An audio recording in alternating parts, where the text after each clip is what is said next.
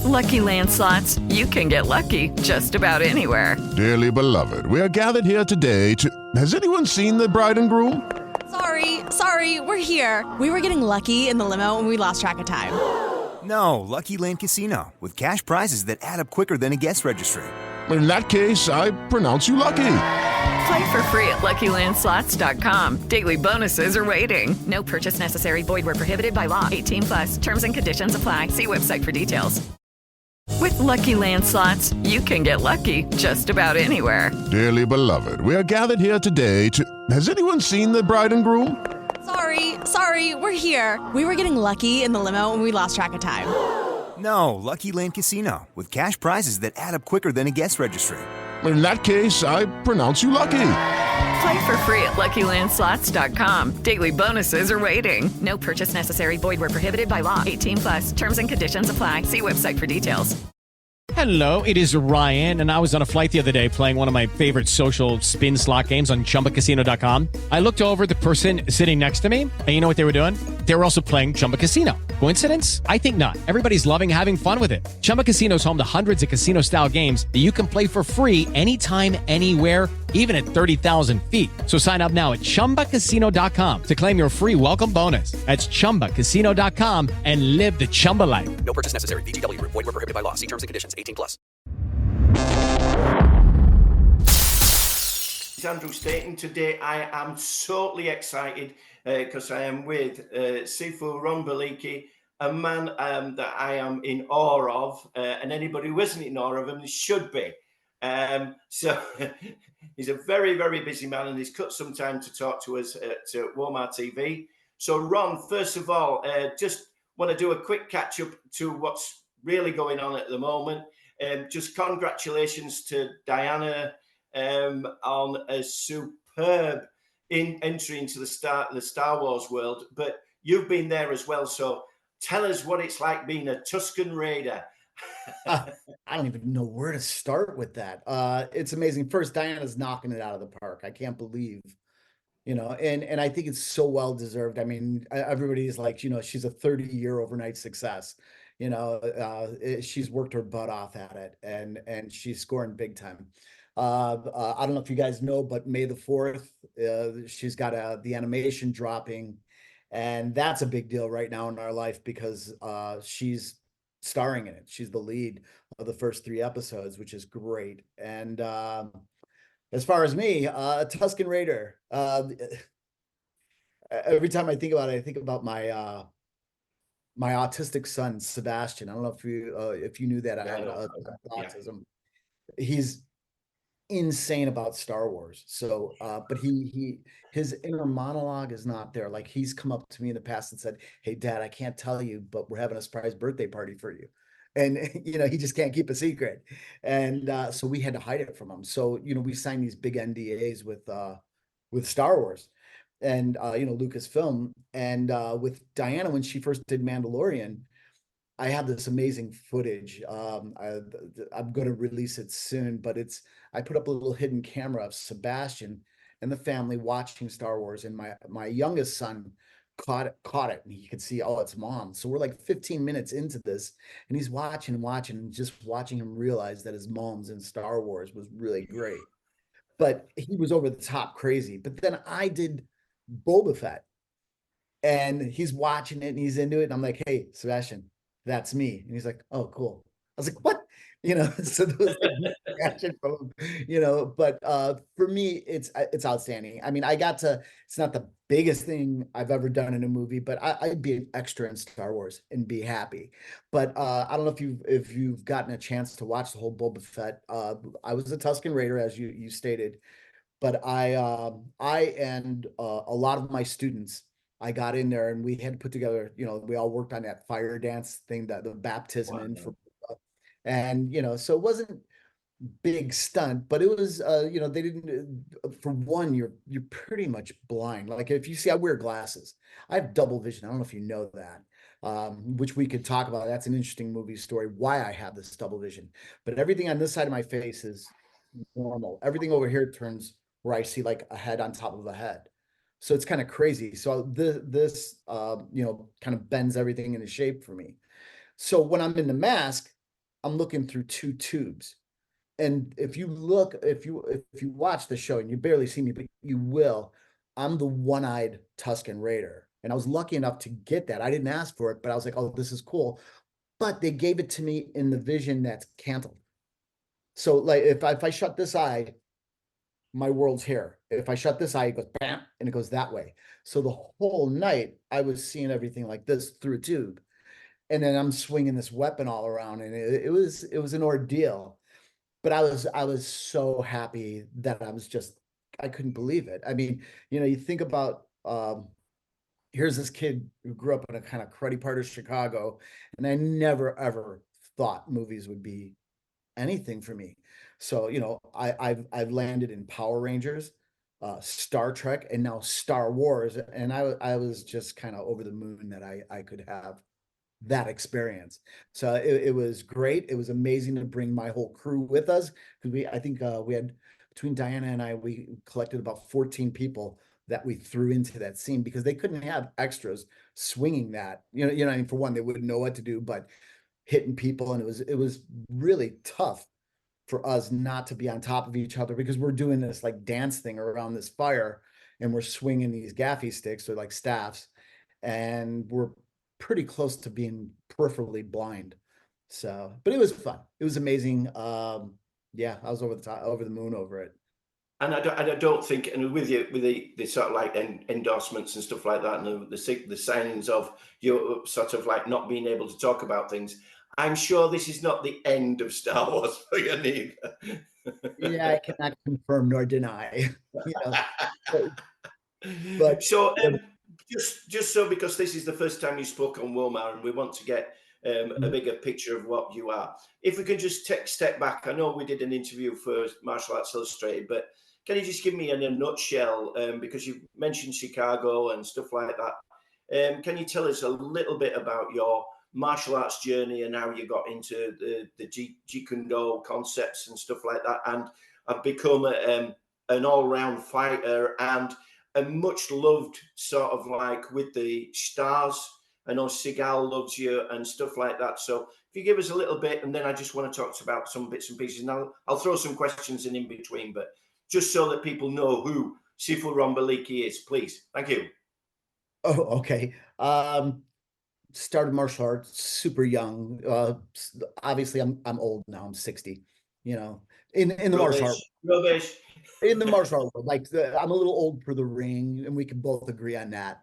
I started as really young, and actually Judo was my first thing that I got a taste of. It was short-lived. They had it at a Y.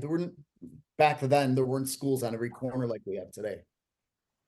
So I had found someone who taught karate, did that for a little while. Then I found a little kung fu school, but that closed down really early. And then I found a place in Chicago called Genki Karate, and they taught Shonryu. So I spent a few years there, and I kept reading about this guy, Dan Inosanto, who was a student of Bruce Lee's. And obviously, Bruce Lee had passed, and I wanted this so bad. I just started hunting down on figure out a way. As I think I was, I don't want this to turn negative, but I had been shot in a drive-by in Chicago. Wow. Yeah, I didn't know if you knew that about me. And a friend of mine was killed. No. My other friend was shot. Tell us a bit about that, Ron. Just tell us a bit about that. Okay, we're on the corner of my house. Car drives by, and they're giving their gang signs. And I'm not going to sugarcoat what we did. I wasn't part of the gang, so I'll just say we flipped them off. Okay, so I guess that angered them. I didn't think anything of it. In Chicago, you see that stuff all the time. So they drove by. We thought it was done. So we started walking, and it was near the 4th of July in Chicago, which we all know is full of fireworks. And I started hearing, what I thought was fireworks. And I turned and looked, and I seen two guys with guns shooting at us. And I turned to run, and the doctor said I was really lucky, because I got shot in the side in my hip, and it deflected and it came out my rear end. But it's because I turned to look. So if I would have been straight, it would have probably been center mass on me, which could have been much uglier. but oh my God, my phone's ringing. I'm so sorry about that. I forgot to silence that. Excuse me for that. So I started to run, and there was an alley right behind my house. I ran into it, and I seen a friend running behind me. He said, "Ron, I'm hit. I'm hit." And I turned and looked, and it was just coming out his chest. I got him to lay down. I seen we weren't being chased anymore with the guys with guns, and I ran into the house. I'm like, Zorin shot. That was his name, was Zorin, and my parents were freaking out because blood's coming out of me, and I just ran back out to him. And what I didn't know is my friend Mike ran around the front of my house, and he had been shot, and he made it to my front door, and so I laid in the back alley with him, and eventually the police peeled me off him, threw me in the back of their car, shot me to the hospital. And that's the last I seen Zorin alive. The ambulance got there, worked on him. They lost him. But I ended up in the hospital with my friend Mike, who had been shot in the stomach. Zorin passed. I was shot in the hip. So that's 16. So now here comes angry Ron. I needed something more. So I was doing martial arts, and I thank God for it. And I thank God for Dan Inosanto, because, he met me then, and I was, almost everybody I knew from that neighborhood was either in drugs, in jail, or dead. And I was heading that way. And it got to the point where my friends were going out doing their thing, and I'm like, I'm going to go to the gym and work out. And by then I had hunted down Inosanto. And, even at a young age, I think he just seen I needed some direction. And I started to see him a lot when he would come in to a place called Degerberg Academy in Chicago, Fred Degerberg School. And I started to go to different places. By 16, I was driving. So I'd end up in Indiana, Ohio, Missouri. So he was Pennsylvania. He was seeing a lot of me. He's like, "Oh my God, you're here, you're here, you're here." So he knew me by name, and he just seen he wasn't going to shake me loose. I was stuck. And I thank God for it, because while my friends were out partying or getting into trouble, I'm like, I'm going to go to the gym, and I would just work out. And I think it saved me. So I didn't mean to bring our story down. I didn't want to, kind of take it there, but it was a great thing. Meeting Inosanto, obviously meant so much. I mean, who'd have thunk how much it changed everything for me now because of Diana, and that wasn't the plan, but it happened. But so I went from there. While in Chicago, while in karate, I was doing some tournaments there. And then when I met Sifu Dan, I started getting into other competitions. I went into Savat. I fought in Savat. That's another crazy story. Do you want it? Yeah, we want it. Yeah, okay. Because let's just give it so people know. Savat is the French boxing. Yeah. Again, Guru Dan sort of like is the great ambassador for all sorts of martial arts. And when I was at Marina del Rey, I remember seeing Salem Assis and them, and they were doing it, and he brought it in there. So please, yeah, let's hear some Savat. That'd be great. Yeah, what a shame we lost Salem to COVID. But he was one of my instructors. So I was starting to go into boxe français Savat, and I was competing in that. And it was in Chicago, like September, October, November. The weather is weird. It could be 80 degrees, and then it could be 30 degrees. It just drops. I'm not sure the Celsius conversion, but you get it. There's a large swing. And while I was training, I had to drop weight. I think I came, God, I want to say I came in at around 170, and I had to fight at 155, pounds. So I had to drop some weight. So I'm running every day. I'm working out, running, and I had caught the flu, and it was strep throat. And by fight day, I felt like poop, but I made weight. And they're like, "Do you want to fight?" I'm like, "Yeah, I'm gonna fight. All this training, I'm going in there." And while I was in there, I caught something that usually I caught something. Something happened to me that usually only happens to elderly people. I got renal failure. So they said if the flu would have went into my lungs, it would have been pneumonia, but it went into my kidneys and it shut them down. So the first 30 seconds of the fight, I was lethargic. I thought I was going to just fall over, drop, because I was really sick and my kidneys were failing in the ring. And I fought a guy, his name's Robin Price. And Robin and I are super good friends. I'll finish off with him in a second because he's still in my life. Um, Amazing man. Was a police officer here in California, and he came out to Chicago to fight me. And but first 30 seconds, I was on. Blah, blah, blah, blah, blah. After that, I'm like, ugh. Every punch was just, I felt like I had 30 pounds in each hand I was trying to hit, just couldn't do it. And he'd hit me and he'd wake me up and I'd throw something back at him. I lost on a decision. And then my instructor, his name's Larry Lindemann. I don't know if you know who Larry is, but amazing martial artist. And he was a senior of mine with Sifu Dan. And he's just outstanding guy. But we were going to go meet Sifu in Indiana. So from Chicago, I lose the fight. I'm laying in the back room and I can barely breathe. I'm like, just really shallow. So he brings the doctor and he's like, come in here. And he examines me and he goes, oh no, I think he's just excited, like the fight, whatever, adrenaline. Because that was like over an hour ago and he still can't breathe. And he's like, he'll be okay. He'll be okay. I ended up getting sick. It was like black tar. Oh, and God. It came out of me, but all of a sudden I felt myself again. And I'm like, oh wow, so I went up and we were going to go meet Sifu Dan, and the weather was so bad that Sifu Dan was supposed to come in for the fight. Leo Gahi had come in, he made it. He did a demo during like the somewhere in between fights, but Sifu Dan was supposed to come, but they had to turn the plane back around because the weather was so bad. So he was in Indiana waiting for us. So we got in a car and we're driving. And I go, hey, Larry, man, I'm getting sick again. I'll pull over soon. I go, no, you got to pull over now. He's like, I'll pull over. I'm like, and he's like, okay. And he's swinging over and I'm outside the car. I ended up in a hospital in Indiana and they brought me in there and they were contemplating dialysis because my kidneys were just down. And ended up making out of it. They shipped me back to Chicago and put me in Northwestern Hospital for another week. I was sick. And I made it through that adventure. It was just horrible, but yeah, that was in Savat. I almost died from kidney failure.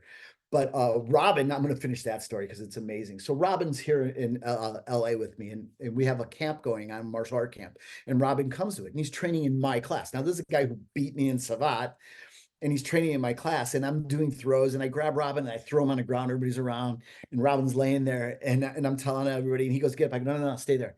And we're talking. He goes, get back. I'm like, no, just stay there. And he's just laying there looking up, and he's like, why am I laying here like this? I go, I just always wanted to see that.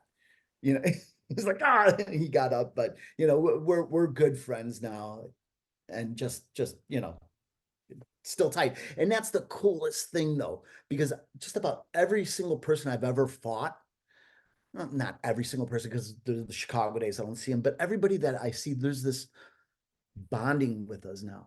If I go to Tokyo and I see Luminasato, we're hugging, we're going out and together, and it's different. Greg Nelson and I, just other guys I fought. Once we see each other, I don't see that animosity or whatever. No matter who got to raise their hand, there's a bond, and I love that end of it. I love that side of it.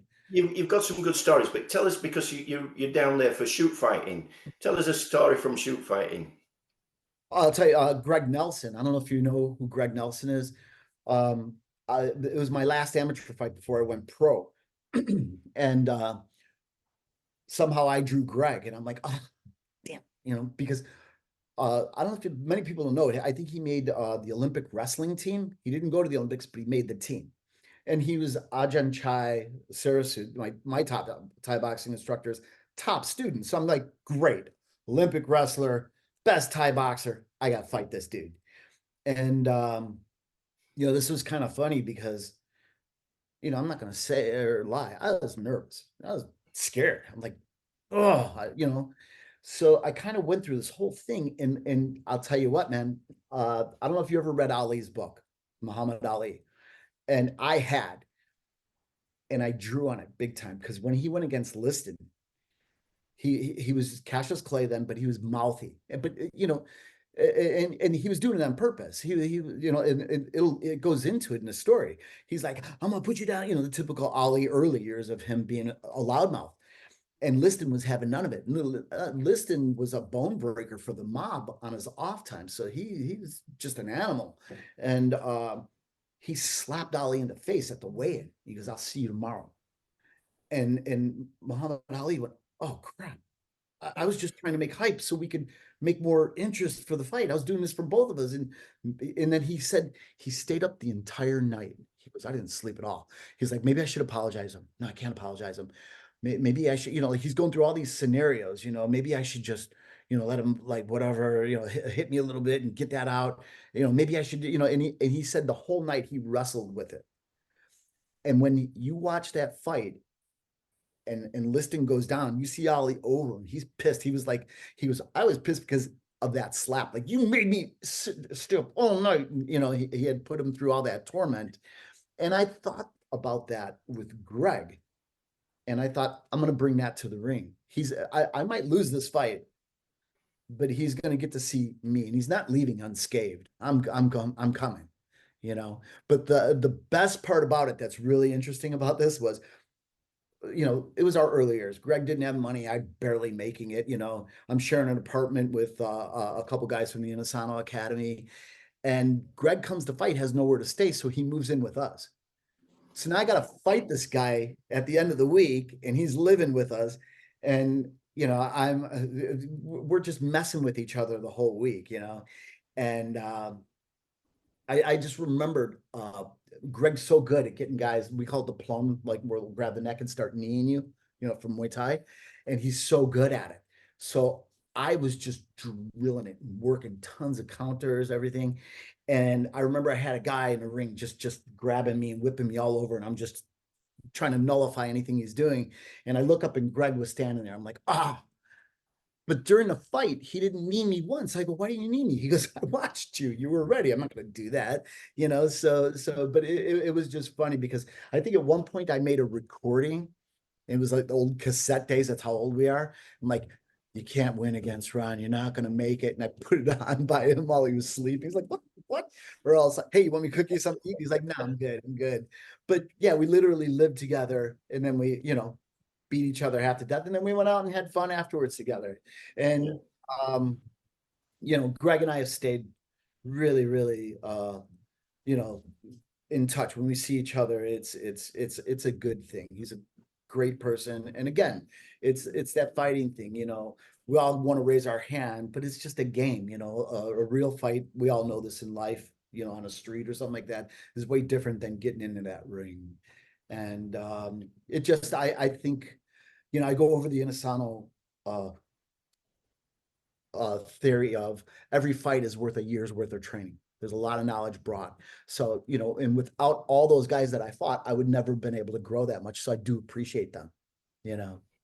So when you were in the Inosanto Academy, and you were there, you must have met other people. So I would think, I can't remember how many of the original Bruce Lee students would have been around, but I know Larry Hartzell might have been around a bit. So did you see Larry, and did you see a few others? And what did you think to him?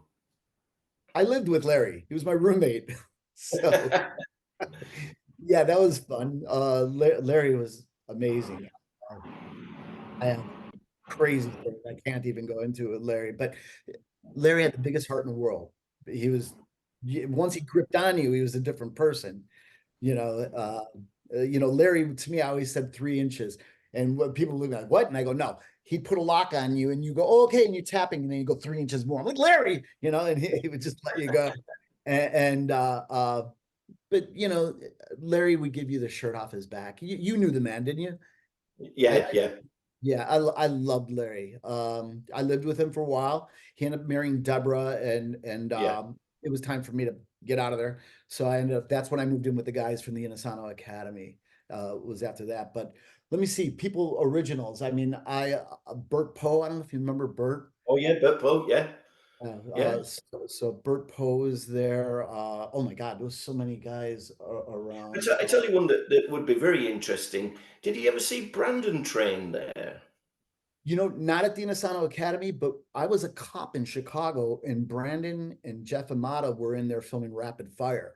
So Brandon and I met, and it was pre-Diana, but he and I were out every night, like girls and parties, and I was having fun with Brandon. And in fact, God, should I say this? Yeah, I'm gonna say it. Who cares?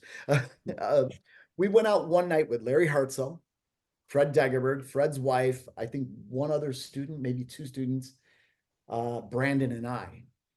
And Fred Degerberg and Larry Hartzell were being just maniacs. And you think you're young, you're in your 20s, whatever, you're kind of like, you're Musk, you're like, you're wanting to be the big elephant.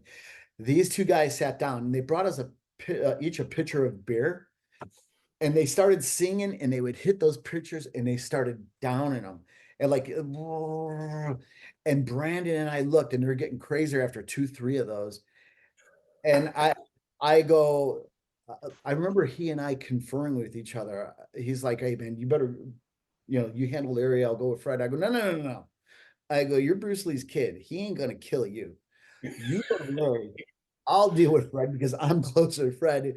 And it didn't turn out that we were actually kind of like going, uh-oh, but he was a blast. I had some good time with him. The saddest part back then, I would never ever push for a photo. Like, "Hey, can I take a photo with you?" I wasn't that guy. So I was kind of just sitting aside, and he was at Dagerberg, and he came in. Larry had taught a seminar there, and Paul Dutois from Savat, was there. He taught, and everybody's snapping photos, and some of those, if you look on the internet, exist. I didn't want to be that dude. I didn't want to take any. But I remember one night we had gone out, and someone had a camera, and he was snapping photos, and I was like, "Oh, cool." Because it was Brandon and I hanging out and doing stuff, and he had photos. So the next day I seen the guy, and I said, "Can I get a copy of those photos?" He goes, "Somebody broke in my car and stole the camera." I go, "You're joking." He goes, "Nope." I never got a photo with the guy. It made me think different. I'll still try to be tactful about it, but who knows what tomorrow brings, Absolutely. Yeah. But I loved Brandon. He was great. We talked a lot. And, I had resigned from the sheriff's department, and I'm driving to Los Angeles because I'm moving there. I'm going to run the Inosanto Academy now. I talked to Seafood Dan, and he said, "Come on in," and I'm driving, and I'm just about in LA, and over the radio, actor Brandon Lee passed away today. I was like, at first I thought it was an April Fool's joke because it was the day before. Yeah, I felt that. And then sure enough, I got there for mayhem. It was crazy my first couple of days there. Yeah, sad. Yeah. Brandon Rock. We're really close with Shannon and Linda. We keep in touch. We try to get together with them a lot. But it's not that relationship. Let's move to the movies now. So we're not going to go down the road of Power Rangers, because I remember you telling me something about an octopus, I think. Oh, you remember that story? Yeah. Should they look it up, or should I briefly give it? Yeah, tell us about the octopus. Oh my God. They had stuck me in all these different outfits. If you look, there's photos out there. I don't think there's an octopus photo out there, but I was what they call the pumpkin wrapper. Have you ever seen this thing? It's a big pumpkin head, and it's great. I just went to Morphicon. They have this conference for Mighty Morphin Power Rangers, and I seen a photo, and I go, "Oh, that's me." And the guy goes, "No, that's not you." I go, No, that's me." And he goes, "It's not you. I took that photo." And I go, "Wait, look." And I pulled up a photo of me with the head off. He goes, "I guess that's you here." And he gave me the photo.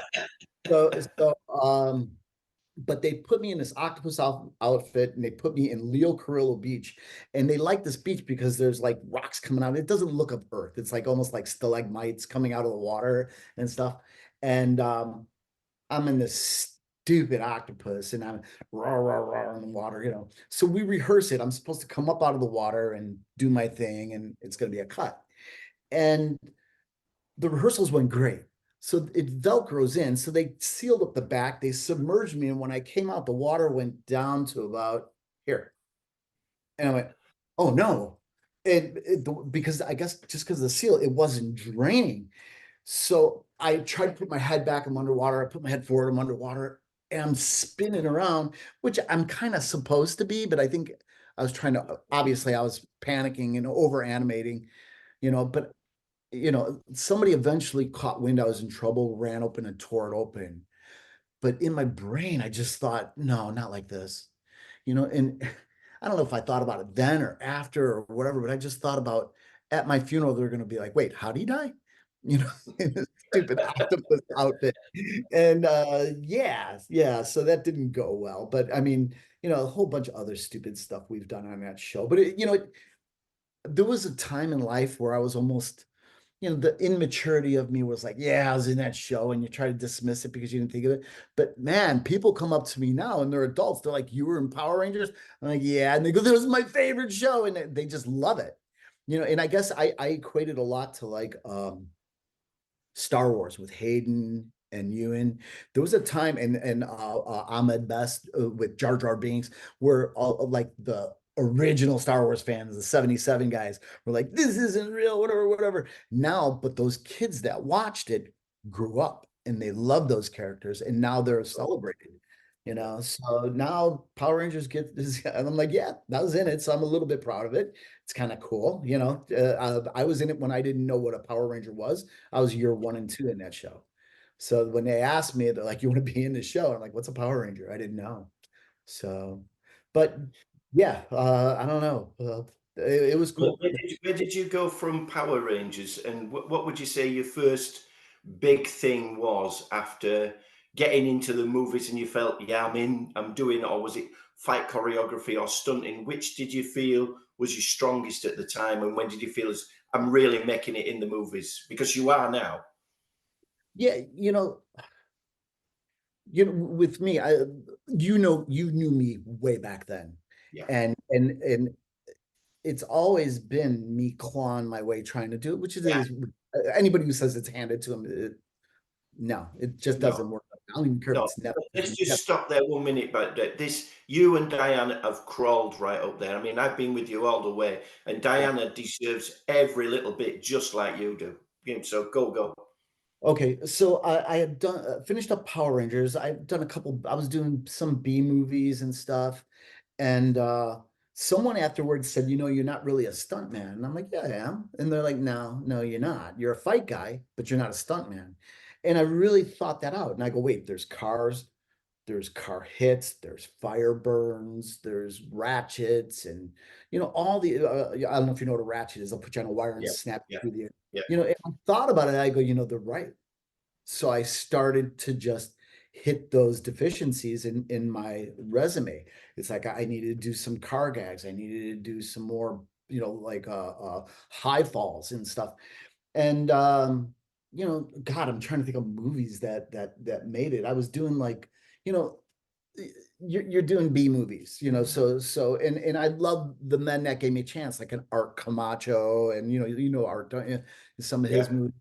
And I was working for a production company called PM Entertainment, and it was like art film. I was doing Cynthia Rothrock and Richard Norton's and Don Wilson movies and stuff like that, and and it was good. It's good training ground because you get a lot of chances that if you're on an A film, they're not gonna. They're like, who wants to fall? I'll do it. Like my first film was a movie called Sword of Honor. And it was like big. It was like the big, like Stephen Lee, Richard Norton, Don Wilson, Cynthia Rothrock. It was like an all-star cast of all of like the B movies, And I'm not putting B down; it's what they are, and they even say it is.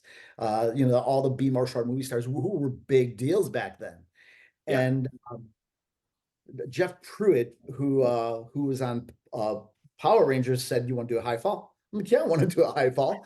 So, and obviously he didn't throw me up there and didn't give me any instruction. He's like, come here. And we just worked it. And I kind of knew what to do. And I did a high fall in a movie, and I go, all right, tick, got that one down, which I've done a bunch more since then, but it's just, I needed somebody to give me those chances. And I remember a movie with Michael DePasquale. Do you remember Michael? Yeah. And it was called The Cutoff. Oh, yeah. And my Mike Jones, who was the coordinator, he said, do you want to burn? And I go, yeah, I want to burn. So my first one was not a partial, and I've done burns since then, but it was a full body. So, they geared me up in Nomex. And I don't know if you know the process. Back then, it's different now. But so you get something called Zell gel, and it's got the consistency of petroleum jelly. It's not petroleum. It's not going to burn, but it's frozen gel. So what they do is, excuse me, they get Nomex underwear and they put in a tub, like a 5-gallon pail of Nomex that's frozen, and they just saturate it and they leave it in a tub and they put it in a freezer overnight. So it's freezing, and then the day of, you get buck naked and you lather your entire body. And I don't know, if you think about fire, what makes fire go? Oxygen. So you have to take away all parts that can hold air. The crack of your bum, your ears, the outside of your ears, everything gets filled. That way fire can't, like oxygen won't go there and fire won't travel there and burn. So you're in frozen gel. Then they put frozen Nomex underwear on you and you're going hypothermic. So you're just shaking uncontrollably by that. So then they put your wardrobe on you. Or well, they'll put another, like almost like a race car driver suit. They'll put that on you, and then wardrobe on you, gloves on you. And I was doing full, so they put a balaclava on me that was fire retardant and frozen gel. So the minute they slide that over your face, no more air. So you're holding your breath. So you got to think of this. They would put rubber cement on you to burn you. And the reason why rubber cement burns non-toxic, and it calcifies. There's some consistency. If you poured like a liquid, it would soak through to skin or under the suit. So the glue, they would just pour all over your shoulders, and that way it doesn't lick up into your face. They don't want it on your chest. And saturated me real good.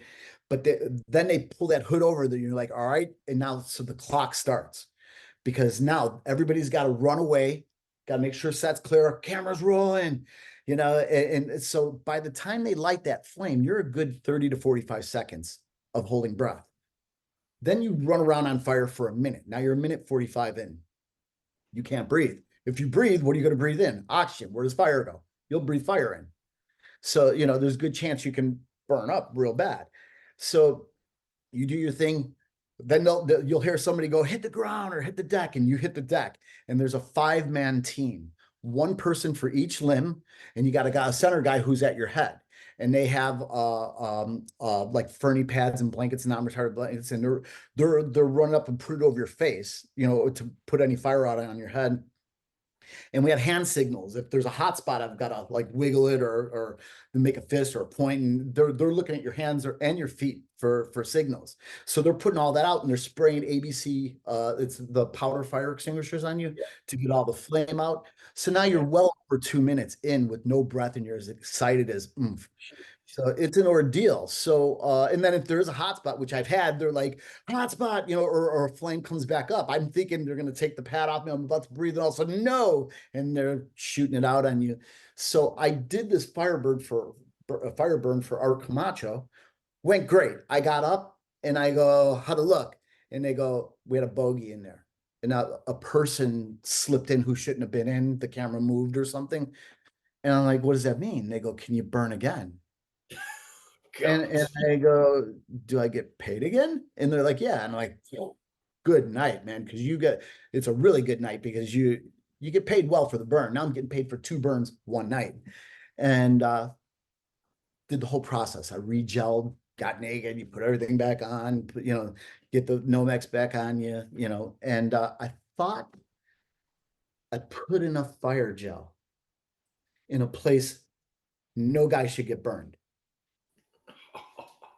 And I did the burn, went well, same process, got up. I was really stinging, because second burn, like you do one burn, you feel like you've been bee stung everywhere, because it's just it stings, because you go from hypothermic and to I don't know what the temperature would be. You're a few hundred degrees hot, and so the second time it really scorched me, and I'm walking back with the paramedic, and I'm full of guck, and I'm still in the Nomex underwear, and I'm gonna go take a shower, and paramedic's like, how you doing? I go, I'm good. We're walking, and I start making a face, and he looks at me, he's like, what's wrong? And I go, I got a problem. And he's like, what's going on? I go, there. He's like, no. So I go in the shower and he's like, how you doing in there? I go, man, I got a problem. I'm starting to blister. So I'm God. all these blisters. And it just looked at me, he's like, oh. So he had this salve that was almost like a Novocaine. I lathered myself with it. They brought me to the hospital. There's not a lot they could do. You know what the number one thing with fire is? Infection. Yeah. So you can't bandage that area. So they fashioned this adult diaper thing on me, and I was walking around like a ruptured duck after it, and we had to watch for infection. It was horrific. And yeah, that was my first burn. That was the first time I burned. Yeah. But So you know, it's so funny because Diana was in I think Wyoming filming a Seagal movie. So she called me, she goes, how'd it go? And I told her what happened. She's like, oh no. I have kids. So but yeah, it you know, we got past that one. So yeah. I think we'll let's talk a bit about. I think you've worked quite a lot, but you've worked quite a lot with Steven Seagal. So give us your sort of like your big remit with Steven, and put some of those myths to bed. It would be nice, sort of like on a visual thing, just for you to say some nice things about Steven Seagal. Yeah, that's not hard. So I don't know if you know how I met Steven. No, tell us that. Yeah, that'd be great. I was his bodyguard. All right. Before movies, when I lived in Chicago, when I was on the police department out there, I got a job bodyguarding. They're like, you want to do it? And I think I came recommended maybe by Dan, Inosanto, and some other people knew that I had the martial art lineage and police, So they had opened a restaurant in Chicago called Steven Seagal's, and he was in partnership with a man named Jim Pomerantz, and I was brought in to bodyguard him. And so, he had his typical, his security guys. And then I came in because I was from Chicago, and I got to bring in one other person with me, and he didn't have to be a policeman, they said. So of all people I brought in was Randy Williams. Do we know who Randy Williams is? Randy, I've trained with Randy. Yeah, Randy Williams, the Wing Chun. Wing Chun. I do Wing Chun. Yes. Yeah. And so I'm like, Randy, you want to do this? He's like, yeah. So he came with me, and, it was the four of us with Steven at this opening for his party. But then I got to know this Steven's security crew, and they used me when I came into Chicago. So now let's flash forward. I moved to LA. I'm doing stunt work for a while, and a movie comes up, Glimmer Man. Yeah. And I get a job on it. So I walk on a set, and Steven looks at me, he's like, what are you doing here? I go, I'm a stuntman now. He's like, okay. So I worked that movie, and had a little fight with him. He and Jeff Amata, I and Jeff Amata had a little fight, but it ended up getting cut, which always bums me out because in the movie, he goes in this room, it's in a hotel, and he wrecks like 20 guys, and we're in the hallway. He goes out and he wrecks us. I guess they just thought he already did his business, and we were probably more anticlimactic. Yeah, that was one of the best scenes in the film, and that's a shame they took it out because it really, really, he does the fight in the restaurant. He has a little bit of a one-liner in there, and then outside it would have been nice to have the fight. And Gary Daniels tells me, and a few others say that you do a fantastic fight scene, and then they just cut it out. You go, what? Yeah, it's gone. I love Gary, by the way. Worked with him a few times, but so there's a lot about Steven. A lot of people will rag on him, and not that he doesn't give reason. He doesn't make it easy sometimes to root for him. And let me give you reasons why. And I'm going to go back. I was at a restaurant with Steven Seagal. It was Diana, his wife Elle, and Steven and I were at a sushi restaurant in LA. And there's a guy at a table right next to us, and he's talking to his friend loud, and he's trying to get a rise out of Seagal. He's like, hey, did you hear that story about Gene LaBelle choking out that one actor, and making him poop his pants? And I look over, and I'm gonna go say something. Steven just kind of bumps me. He goes, people wonder why I act like I do. This is why. He goes, don't, Ron. He's gonna try to start something, and he'll sue, or he'll try to just make a name for himself. Just let it go. Let it go. And it really made me look at it the other way. I was Diana and I were in Vegas with him once, another occasion, and we were going to the UFC fight. And how do you hide Steven Seagal? He's like 6'5", 6'6", and he wears 2-inch heels, like boots. So he's so tall. Everybody like halfway across the casino is like Seagal, because his head's 3 heads above everybody else. And his son was with us, and he was really little, and he wasn't feeling good. So we went to, I forgot what restaurant it was. I think it was like a Wolfgang Puck restaurant or something. And his son wasn't feeling good and started to lose it. All of a sudden cameras are out, people are laughing and saying stuff. And I was just, it made me look at the celebrity side and why people might treat people the way they do. I'm seeing it a little bit with Diana now. I see good and bad in everybody. You got to remember, fan also stands for fanatic. Absolutely. And I look at it that way. But yeah, so I don't know if you know who Bren Foster is. Artist and actor. So really amazing. If you don't, look up Bren, Bren, not Brent. You do last ship with him? Yeah. So Bren Foster, he wanted to learn knife fighting and just weapons, and his Thai boxing and Taekwondo and his Brazilian Jiu-Jitsu off the charts good. I mean, just amazing. Probably, I think, the best kicker I've ever seen. And so somebody hooked me up with him, and I started training him for this film he was doing, Force of Execution. We ended up starring Steven Seagal, Vin Raines, and Danny Trejo.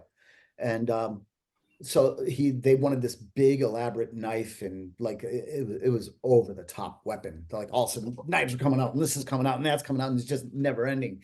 So I was training them for it, and then they ended up Bren went up to the director and the producers and said, went up to Keone Waxman and Ben Day and said, I want to bring in this guy Ron Balicki. So they brought me in. So that kind of reunited me with Seagal again. And we just started a relationship again. And I think he did, because I went up to Seagal and I apologized to him. And I said, I talked a lot of smack about you. And he's like, what do you mean? I go, that LaBelle story, I told people that, the story. And I repeated almost like everybody I know. Oh, I heard he choked you, you pooped or peed. I've heard other versions. And he's like, well, what made you change your mind? I go, well, I was on the set of Buffy the Vampire Slayer. Yeah. And a stunt man on there, and his name was Steve Lambert. And I go, hey, did you hear that Seagal story? Which I shouldn't have been talking. That actually it really taught me, Ron, shut up, And Lambert goes, tell me the story. So I go through the whole thing, and he goes, you want to know the truth now? I was there. And I'm like, really? And he goes, I was there. And he spilled his guts about how that whole thing played out. And, since then I've met who passed away this year, Conrad Palmisano, and I knew Seagal's security guys. And all of them that were there, and every one of them, I've met 4 people who were there, and there were 5 people there. I met 4 of the 5. And they all say the same thing. There was no choking, there was no pooping, there was no peeing. It just didn't happen. But I said to Seagal, I owe you a big apology, because I perpetuated that story. I kind of have a little bit of a name, and I was spewing it. And I think he appreciated that. And, I've since defended him, and I've defended him, and I've taken heat for it. But the truth's the truth. There could be a million reasons why you don't like Seagal, but why make up another one? Go on whatever other thing that really be fact. But people have turned it into, like, I don't know if you've heard like the Richard Gere story in Hollywood, and I won't repeat that, but I've heard all of these like fables. And what is it? If you tell a lie enough times, it becomes truth. And that totally, became truth in a lot of people's eyes, and it didn't.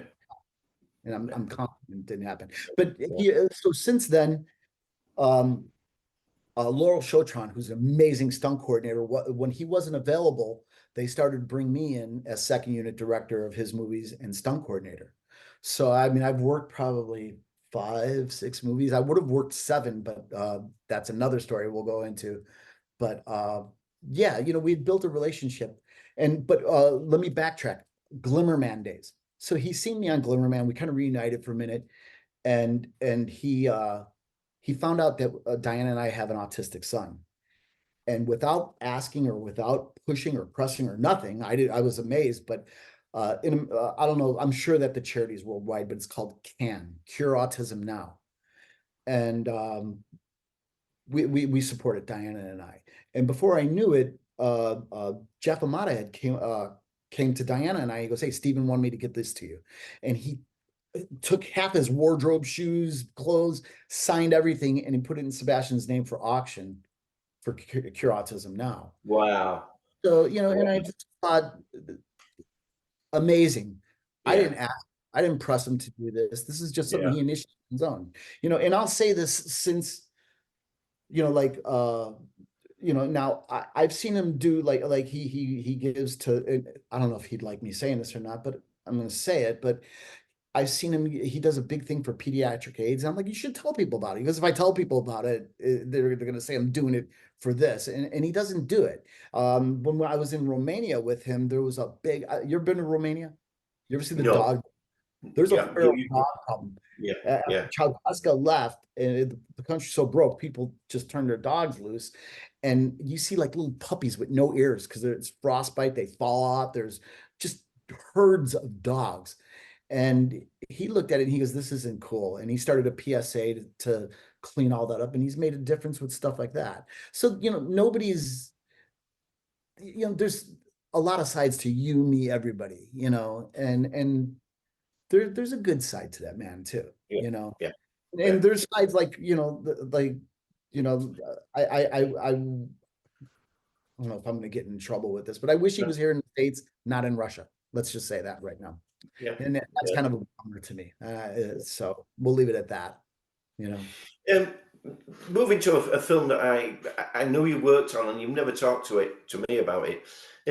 You worked with Wesley Snipes and Gary Daniels on Game of Death. Can you tell us a bit about that? Because it's one of my great movies, and I love the action in that movie. Yeah, I didn't have fights in it.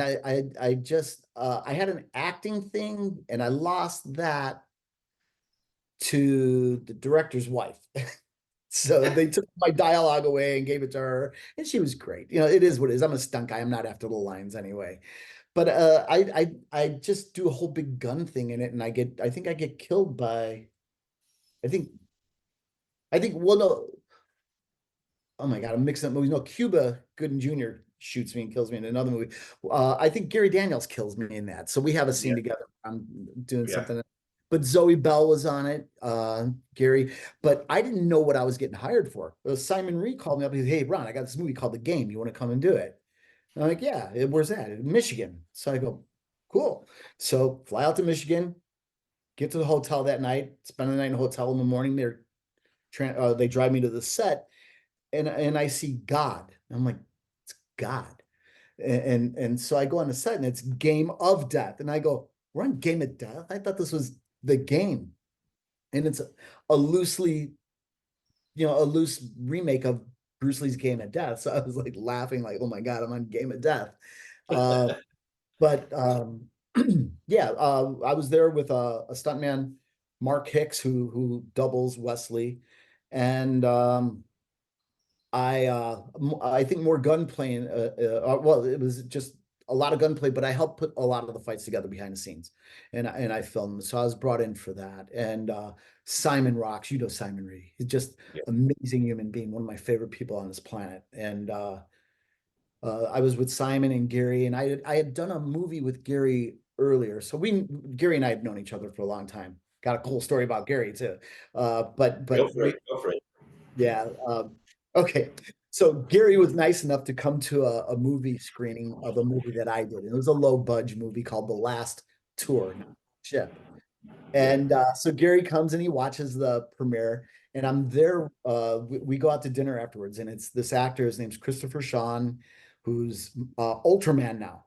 The Ultraman coming out, but he's in Star Wars, does a lot of stuff. Good guy. Gary Daniels, my wife Diana, and I, and maybe another person or something like that. But the garage that we parked our car in, after a certain hour, they shut it down. I'm like, "What? I've never heard of that." So now Gary's car and my car are locked in this garage in LA. We can't get to it. And Gary lives forever away. I mean, he's like a couple hours away. So he was nice enough to drive in a few hours. So he's like, "Oh crap, how am I going to get home? Maybe I'll do a hotel." So Diana and I said, "Hey, we got a couch." And he's like, Cool. So he comes home with us. We get an Uber, we drive him to our house. He's sleeping, and our autistic son, who's an anime junkie, watched Fist of the North Star, the movie. Yes. He wakes up in the morning, walks down, and Gary's like sleep on the couch. He's like, "It's Fist of the North Star." It's amazing. He was like, "What?" So, but Gary rocks as a human. I love him. He's kind, just really good guy. Super guy. We're going to talk about a movie that we interviewed Michael J. White and his wife about, The Island. And we were interviewing them, and they went, "Oh, we can't talk much about the fight choreography. That's Ron Balicki." And I went, "Oh, right. Okay, I'll speak to Ron." Because Dwight Woods turns up in it. Yeah. And I said, "Do you know how Dwight Woods turns up?" And he said, "Oh, that's Ron's area." So I said, "Okay, I'll talk to Ron about it."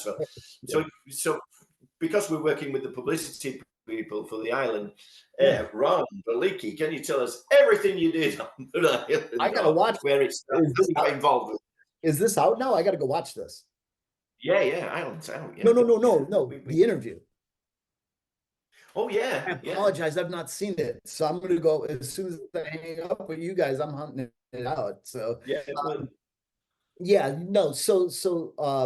Island.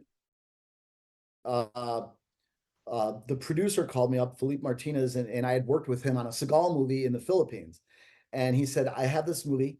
I kind of want," and everybody says this now to me, "John Wick or nobody." And so that means everybody's got to get snapped and broken and cracked. And so I said, okay. And he brought me in, and I brought crew of my guys. So it was on an island with a lot of Rasta, and Dwight, he's got all the dreads and stuff like that, so it works perfect. So and it was a lot of blade and stuff. So I go, "Hey Dwight, you want to do a movie?" And he had done Only the Strong, that with Mark DeCosco. Yeah. So I know he was familiar to sets, and he's like, "I would love to." So I brought in Jay Harone. Do you know Jay? If you look at the latest Roadhouse movie, he's the UFC fighter who gets killed by Jake Gyllenhaal. Yeah. So I brought Jay Harone in. I brought like a lot of other friends and stunt guys in, and we filmed it. But the Michael thing, Mike's martial arts amazing. You know that. I mean, that guy just so clean in everything he does. But I just remember he was watching it, and they told him it's more John Wick. It's not going to be the typical, like big kick movie and stuff like that. And he's like, "Yeah, that's great." But he looked at my fight scene, and he goes, "Are you marinated in evil?" Because I was just snapping and breaking everybody. We wanted to get shirts made that said "Marinated in Evil." I knew Michael blessed me with, but I was in that island for like 2.5 months. Sean Piccinino, who's a really cool, love the guy, director, just good person. He couldn't get out there early, so I went out there and I did all the tech scouting and stuff like that. And we had this big Zoom relationship before he got out there. So, and then he got out there. He was there for 2 months. I was there for about 2.5 months on that island. It's just what a place to get stuck in the Caribbean on an island for 2.5 months. We called it Kong's Island because it was a volcano in the middle, and it was about a half hour, 45-minute drive around the circumference.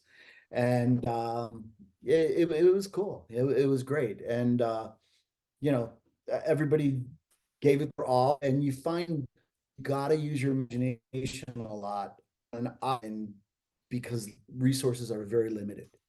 So it could be stressful because we need this, we don't have it, let's invent it. And you're like trying to figure out how to make stuff work. So when we got there, a lot of our ideas would be crushed because we're like, we don't have access to that material. And how did Dwight? Do you know Dwight quite easily, or is he in LA or something? Or? Well, I've known Dwight since I lived in Chicago for well over 30 years.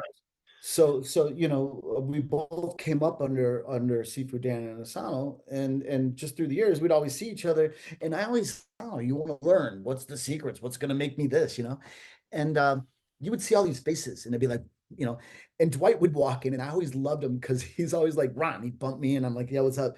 And he's like, look at all those faces. They look miserable. We're with the greatest martial artists alive, and they just look like they're not having fun. And he would always have that kind of fun attitude.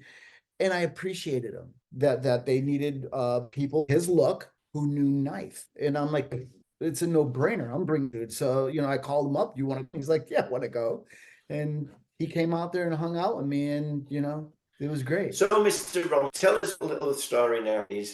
What's it like to be a stunt coordinator? It's scary. My butt puckers up every time I make somebody. I don't care. Like I've done high falls where I go, yeah, I'll do it. And I got up there and I went, whoa. And the pad looks like it's the size of your phone. You know, you got to jump because you're so high up. And that's my own thing. I say yes, I'm going to do it, and that's on me. But then when you're the coordinator and you're telling somebody else to go up there and do that, it's different because you know I've gotten fired off of you know, I won't even say the film because I want to have I want the film to do good, but they wanted to do something and I said no, that's dangerous. I'm not going to let my stunt guy or actor no, it's not going to happen. And they said it's going to happen or you're going to get fired. And I go, then fire me. And they go, okay, you're gone. I go, okay. Because somebody gets killed or hurt, first thing in the movie industry, what do? Who's the coordinator? They want to know. Because, you know, stunt coordinator is also the safety coordinator. And you know, so I get that knot in my gut, you know, when I'm telling people to do crazy stuff. And, you know, and it happens a lot. And you learn how to deal with it and you learn to really trust your stunt people, you know, and you want to give new guys a break, but you got to really vet it and make sure that they're going to come out in one piece, you know, and I don't want to see anybody maimed. I don't, just not the fact that they're going to look at me. I don't want that on my shoulders the rest of my life is this guy is like this because of that gag, you know, like here, I'll give you an instance. These glasses, I wear them today because of a stunt.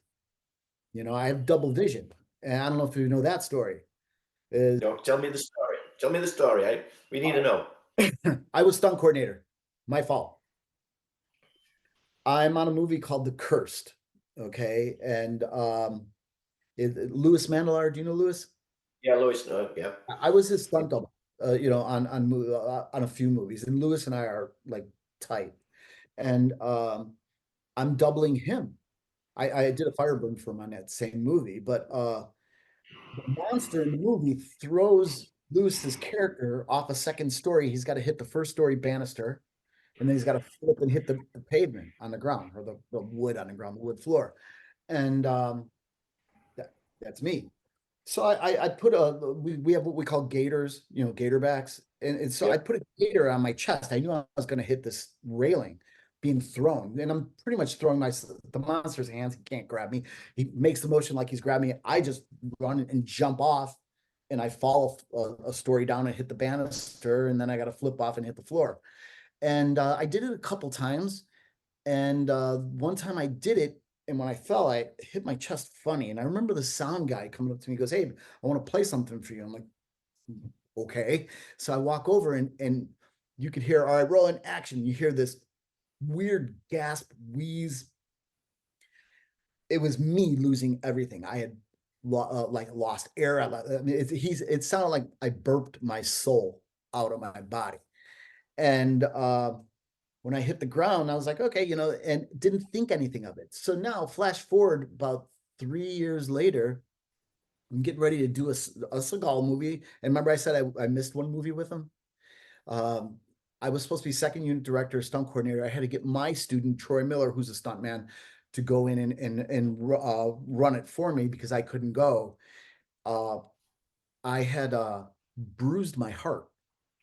And the bruise turned into a blood clot, and the blood clot turned into a full myxoma.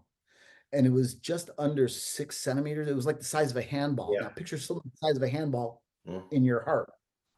I only had room for like 5 or 10% blood, and that's provable. I have photos. I'm not going to show you guys unless you want them. But in fact, here, wait a second. It's not. I'm not going to show you the photo of it because I have the photo of it. But I have something pretty interesting that's camera worthy. Your audience won't get grossed out about it. All right, so you'll hear. Can you guys see that? Okay. Yeah. It's completely, no, it's very clear that it's the right side. And it's See that ball? Yeah. Just hold it up a bit, Ron. That's it. Yeah. Second try, second. Yeah. All right, so I'm gonna back it up a little bit for the audience who might not know what that stuff looks like. Right there, Yeah.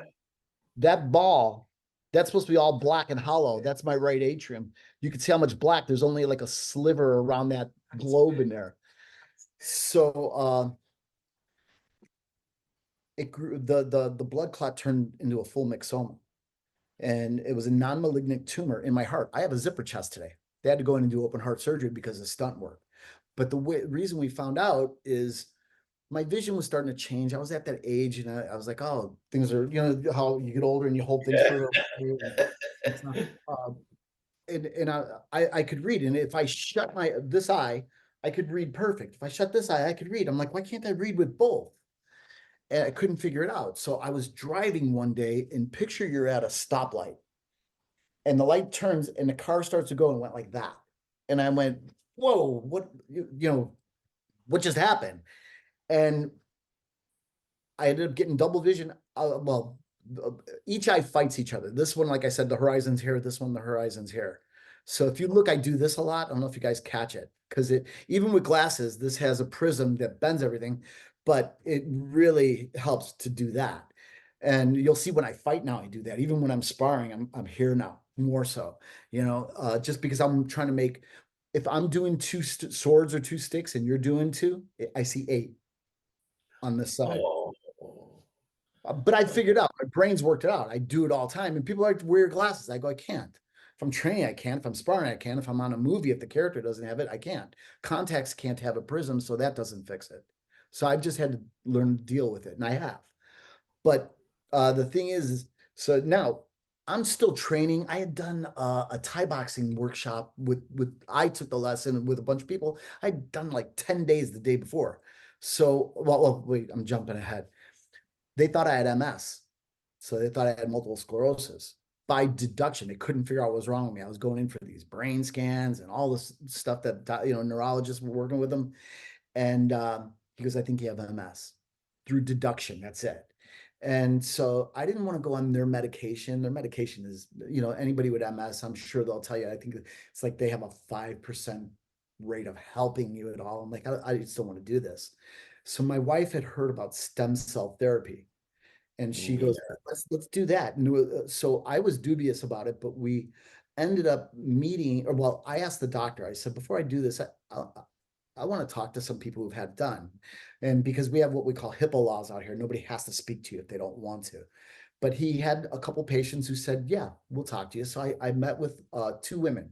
One of them, she doesn't want her name out there, but she's a semi-famous, kind of famous musician. She had MS. She did stem cells. She said, she had double vision also. She goes, my double vision went away the first 2 hours. She goes, I had paralysis just about. I run marathons now. She goes, I'm actually just challenging myself to do stuff. So she's doing great. I go, how deep are you in? She goes, I had it done like 2.5 years ago.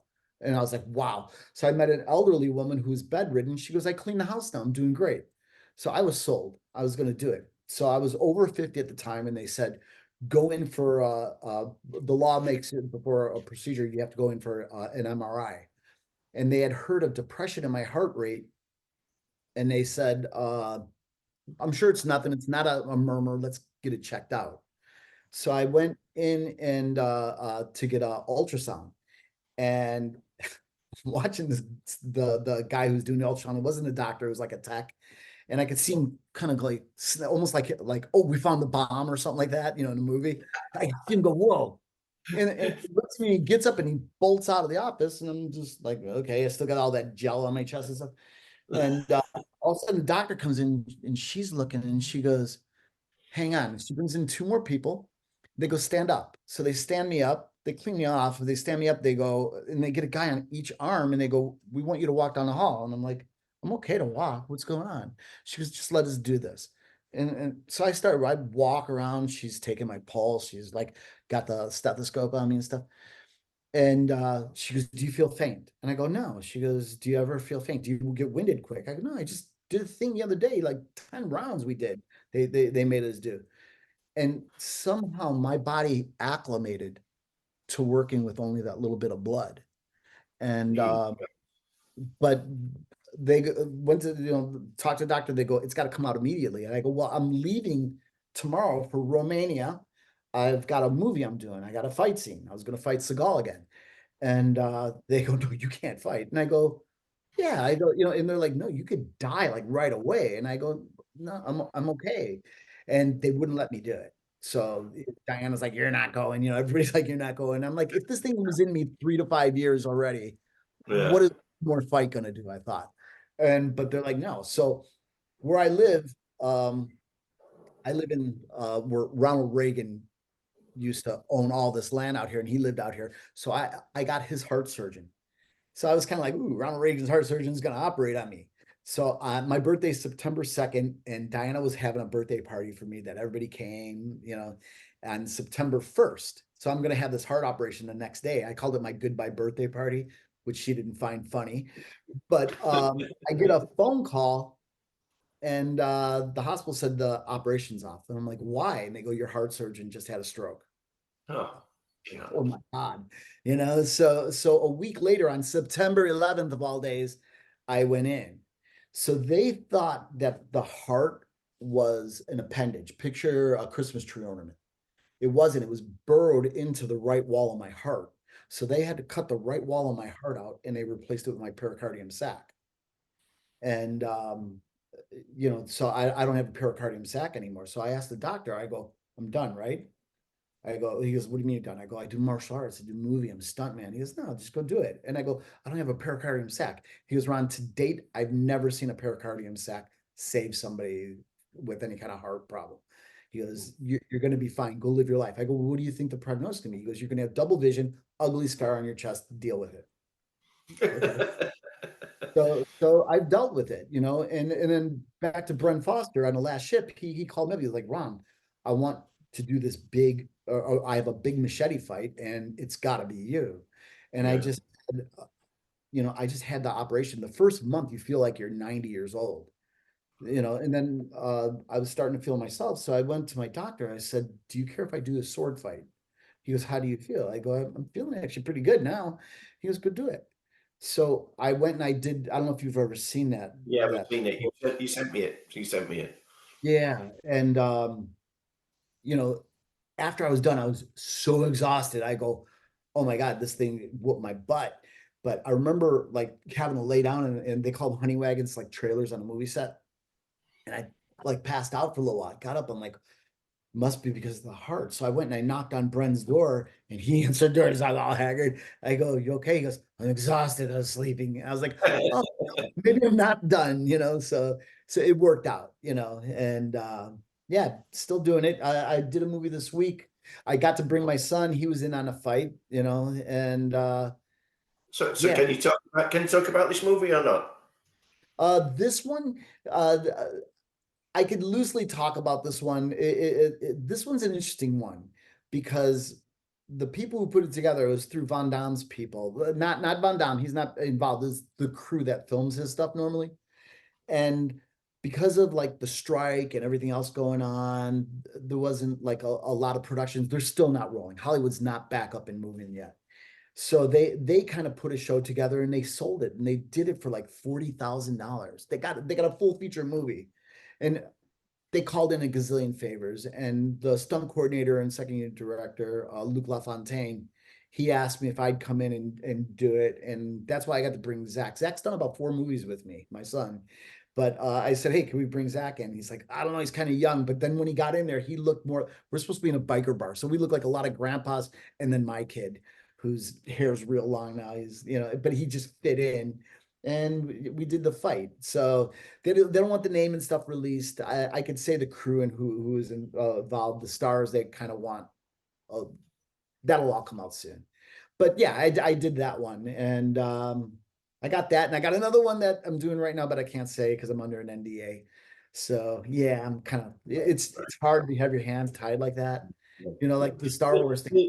I mean, what we're going to do is, if it's all right by you, what we'd like to do is say, you talk to your people, and when there is a PR thing, and you can talk about, especially if you're doing any Star Wars stuff or anything. Yeah. If you just, me and you talk, so if you could Yeah. say, Andy, I can do an interview on it, that'd be amazing.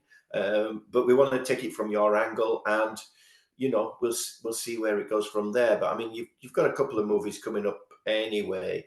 But what we get now is we get quite a lot of people coming with movies, because a lot of it's streaming now. We don't, DVDs are still big in America, but they're not too strong in England and Europe now, which is a shame. I love the DVD. Blu-ray's doing really well. But basically what I'd like to do is, we want to be there for you, Ron, and, anything we can help you with, or just give us, whatever. And if there's anything they say, well, anyway, we want to PR this film, then we're there for you. You know what I mean? So I appreciate it. Yeah. DVDs, I miss it. Quite honestly, on DVDs, I would go for features almost before the film. I want to hear the director's view on it. I like that, the director's cut, the director's commentary. I like the behind the scenes. I'll just say it. I've learned a lot just watching behind the scenes. I'm like, oh, that's how they did that, and I miss that. And I'll scour the internet for it, and you'll find it on some stuff, but there was a time DVDs featured that, and for me, that in a way that was film school, It's a shame. It's a shame. Blu-rays are doing okay.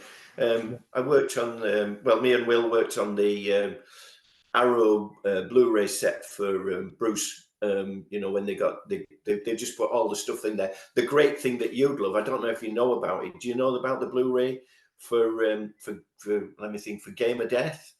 I know that I watched the film. Someone showed me a Blu-ray of, like, I think it was Game of Death, or they redid all of them, and the some of the commentary I heard on that, but didn't they on one of them? I want to see. Well, I'm going to bring this in here because quite simply is years ago I was in Hong Kong, and it was my first time in Hong Kong. And I went to see, and they said to me, "What do you want to see?" And I said, "Well, I want to see Bruce Lee, the man, the legend." And I was sat in the studio where Bruce sat and Raymond Chow watched the rushes. And when I get there, I was absolutely full of tears because England had all the cuts, every cut for every nunchucker, everything like that. But the big thing that I saw, which upset me most, is because Guru Dan fights Chun Wan with a log. Right. And nobody saw it. I saw it and nobody saw it. And then I spoke to the guy at Arrow and I said, there's this fantastic scene, it's not Bruce Lee, it's Guru Dan, stuff like that. He says, "We've got it." I went, "Yes." Oh, So wow. I don't know if you've seen that yet, but it's I'd love Guru Dan to make sure he's seen it, you know what I mean? So yeah. I love the Dance of Death. Do you know what that is? That he does? Oh, yeah. Yeah, it's amazing. But I to finish, I had a student who had all of the DVDs, and there was a commentary, and the reason I was hesitant, I'm not sure if I'm confusing it. They had like the guy who did the music, and I thought he talked about it. I thought it was going to be boring, but it was really quite interesting because he was saying, I think actually he met Bruce Lee, sat down with him, and they talked it out, and he started talking about why he did the music a certain way was because of things that Bruce Lee was saying to him at that time. Yeah, But yeah. I might be. Yeah. No, there's Lalo Schifrin for Enter the Dragon, and Bruce turned up to him, and I interviewed Lalo, and he said he went into a room and met Bruce, and Bruce went, "Lalo Schifrin, I trained to your music, which was Mission Impossible music." It was your interview that I had seen. Is that on the DVD or is that a separate thing? No, that's on Into the Dragon. That's on Into the Dragon. Yeah. A long time ago, I was talking to Guru, and I said to him, where's Jeet Kune Do going, and where would you want to see it? And he says, "Do you know what?" He says, "I want to see Jeet Kune Do on the big screen." He says, "And I want to see some of my students doing it." And when I hear all this, I go, the man, as you said, nailed it years ago. He knew about it years ago. He knew it would get there. And I love it. I mean, without Bruce, we had martial arts, but Bruce just lifted it so much. And when you watch it all, it's there. And when it's the pure people like yourselves and Guru Dan and other people that we know, then it's just even better. So, thank you. Yeah. Thank you. Ron, It was great to meet you. Thank you, sir. Bye. Bye.